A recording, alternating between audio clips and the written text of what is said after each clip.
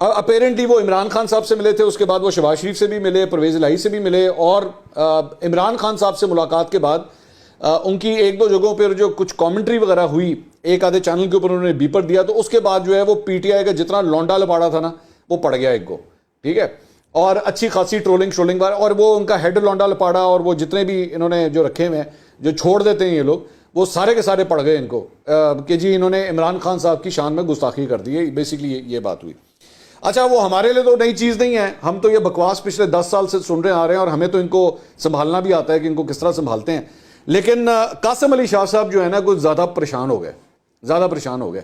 ان کی ایک ویڈیو سامنے آئی ہے, اور اس کے بعد جو ریاکشن ہے میں اس کو بھی آپ کو دکھاتا ہوں. ان کی ایک ویڈیو سامنے آئی, کیا فرمایا انہوں نے کہا میں تو اس سارے انٹرویو میں ایک سوچ لے کر آیا تھا, یہ جب عمران خان صاحب کے پاس گئے تھے اچانک میں نے ایک چیز کر دی, اور تھرو آؤٹ میرے پر پریشر تھا, بار بار مجھے کہہ رہے تھے جلدی کریں, میں نے انگلی سے اشارہ کیا 1 منٹ مجھے سوال تو کرنے دو, آپ اندازہ لگائیں میں نے ٹشو نکالا ہے صرف اس لیے کہ ناک صاف کرنا تھا, مجھے وہ نہیں کرنے دیا, میں نے جیب میں ڈال لیا, مجھ پر الزام لگا دیا کہ کالا جادو کر دیا ہے. آج صبح 10:30 بجے مجھے میرے بیٹے کی کال آئی, سن لیں آپ میری تکلیف کا اندازہ لگائیں, آپ سب والد بیٹھے ہیں. اس بیٹے نے کہا کہ پاپا میری پوری کلاس مجھے بلی کر رہی ہے کہ تیرے باپ نے کیا کیا, میں نے کون سا جرم کر دیا ہے یار, کسی کے درد کو محسوس کر کے دیکھیں, اگر سچ بولنا جرم ہے تو میں بولوں گا, اور وہ سچ کیا ہے, آپ کے ملک کا سب سے بڑا لیڈر, اس کے قریب کے سارے جو لوگ ہیں وہ جھوٹے ہیں, ہائی جیک ہے پوری جماعت, سب سے طاقتور جماعت ہائی جیک ہوئی ہے, اس میں اتنا پوٹینشیل ہے, یقین کریں پاکستان کو بدل سکتی ہے یہ جماعت. 4-5 چہرے ہیں, سارے پرانے لوگ چھوڑ گئے ہیں, اس طریقے انصاف کے اندر انصاف نہیں ہے. مجھے صبح 2-3 سیاستدانوں کی کالز آئیں, انہوں نے کہا کہ شاہ صاحب آپ نے وہ کام کر دیا جو 26 سال میں ہم نہ کر سکے. میڈیا میں ہیں وہ بھی پڑھے لکھے لوگ ہیں نا, ذرا چند دن دیجئے, اس کے بعد پتہ لگے گا کہ فتوے کا مطلب کیا ہے. So basically he is very annoyed کہ ان کی ٹرولنگ ہو رہی ہے, ان کے بیٹے نے ان کو فون کیا اور یہ سب کچھ کہا, تو اس کا یہ اظہار کر رہے تھے. شاہ صاحب اتنی جلدی ڈر گئے ہو ہیں, آپ نے صرف ایک یہ نمونہ جو ہے وہ دیکھا ہے, اتنی جلدی پریشان ہو گئے ہو کہ بیٹے کا فون آیا تو بیٹے نے یہ کر دیا. ہم صحافت کر رہے ہیں اسی ملک کے اندر, یہ جو گدھ بیٹھے ہوئے نا گدھ سارے, یہ جو کسی کی بوٹی بھی نہیں چھوڑتے, ہم ان کے ساتھ ہی بیٹھ کے یہاں صحافت کر رہے ہیں, اور پچھلے 10-11 سال سے آپ نے تو بھی کچھ دیکھا ہی نہیں ہے. یہاں پہ خواتین اینکرز کے حوالے سے جو بےہودہ گفتگو ہوئی ہے, جو ان کو القابات دیے گئے ہیں, آپ اپنی ماں بہن بیٹی کے سامنے نہیں بول سکتے. یہ کمینے لوگ اپنی ماں بہن بیٹی کے سامنے وہ لفظ نہیں بول سکتے جن ہیش ٹیگس کو یہ لوگ بیٹھ کے سپورٹ کرتے رہے ہیں. یہ اتنے گندے لوگ ہیں یہ کہ جن ہیش ٹیگس کو یہ لوگ سپورٹ کر رہے ہوتے ہیں, اپنی ماں کو سامنے بٹھا کے وہ ہیش ٹیگ نہیں یہ بول سکتے. کامران شاہد نے کہا تھا نا, یہ اپنے سگے ماں باپ کو بھی نہ چھوڑیں, یہ وہ لوگ ہیں, اور ہمیں ان کو سنبھالنا اچھی طرح آتا ہے. آپ اتنے پریشان کیوں ہو گئے اتنی جلدی؟ یہ ہوتا ہے. اور مجھے آپ لوگوں سے گلہ پتہ ہے کس بات کا ہے, آپ موٹیویشنل اسپیکر ہیں نا, مجھے گلہ آپ لوگوں سے اس بات کا ہے کہ جب یہ پروجیکٹ پروان چڑھ رہا تھا نا, جب نظر آ رہا تھا, جب ہم سارے صحافی آپ کو بتاتے تھے کہ اس شخص کی وجہ سے اس پورے معاشرے میں پولرائزیشن ہو رہی ہے, ایسی گندی قسم کی انہوں نے جنریشن تیار کر دی ہے جو کسی کو یہ نہیں چھوڑیں گی, تو آپ لوگ چپ کر کے بیٹھے رہے. آپ کی آنکھوں کے سامنے یہ سب کچھ ہوتا رہا, آپ چپ کر کے بیٹھے رہے. پہلی دفعہ تھوڑے سے کپڑوں کے اوپر چھینٹے کے آگے آپ پریشان ہو گئے. کیوں پریشان ہو گئے؟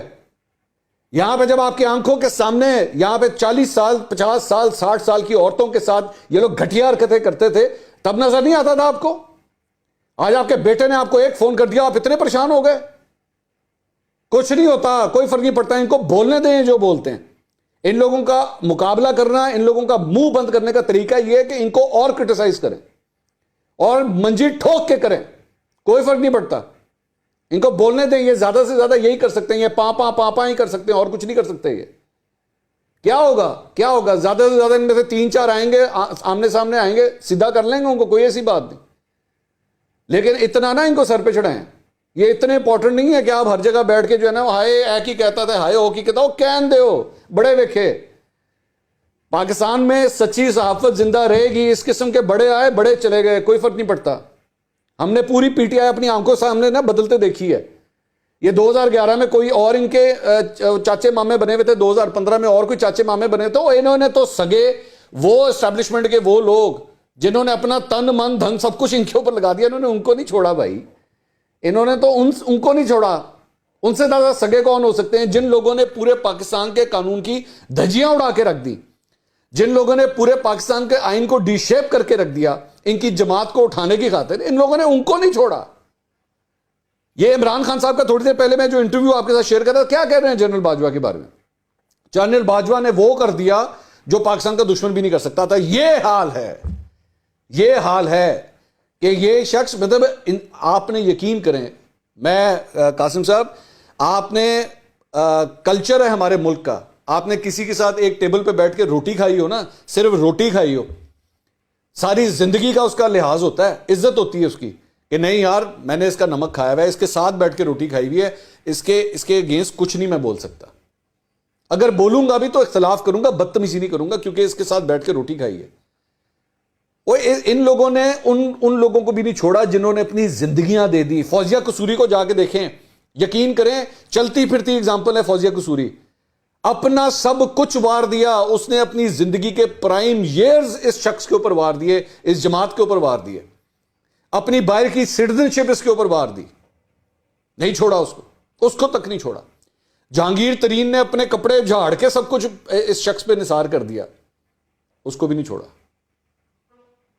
और बड़ी एग्जांपल्स हैं, मैं पता नहीं कि मैं ये लिस्ट बोलना शुरू करूंगा तो ये शायद टाइम इसका कम पड़ जाएगा, इतनी लंबी लिस्ट है तो तुसी एडी जल्दी परेशान हो गए आगे। बल्कि देखे ना, वो उस्मान डार साहब जो हैं, उस्मान डार साहब सियालकोट वाले, जो सिर्फ ये इन्हीं कामों के लिए रखे हुए हैं, उनके अंदर इतनी हिम्मत नहीं है। मैं दरख्वास्त करूंगा उस्मान डार साहब आए जरा मेरे सामने बैठे, 1-on-1 इंटरव्यू, और कोई नहीं होगा, सिर्फ मैं और आप होंगे, ठीक है।